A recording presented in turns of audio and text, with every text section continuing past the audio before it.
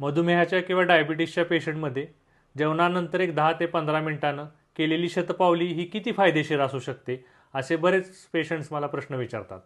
तर हो, जेवल्यानंतर जेव्हा आपण शतपावली करतो, 10 ते 15 मिनिटं आपण चालतो, 15 ते 20 मिनिटं आपण चालतो, त्याचा फायदा खूप होतो. कारण आपण जेव्हा चालतो तेव्हा आपले सगळे स्नायू म्हणजेच मसल्स ॲक्टिवेट होतात.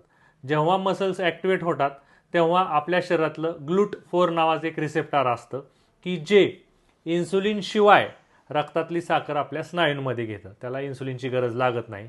त्यामुळं इन्सुलिन शिवाय रक्तातली साखर कमी होते आणि ती मसल्समध्ये घेतली जाते.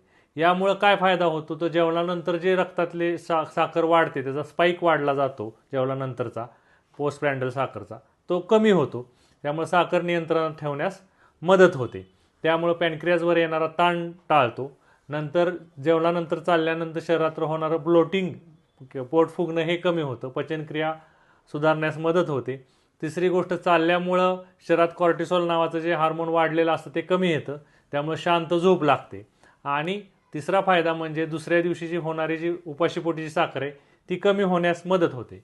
त्यामुळे जर रोज आपण जेवल्यानंतर जर एक 15 ते 20 मिनटं चालला तर ते एक लागणाऱ्या गोळ्या पण कमी लागतात आणि साखर लॉंग टर्मसाठीही कमी होण्यास मदत होते. धन्यवाद.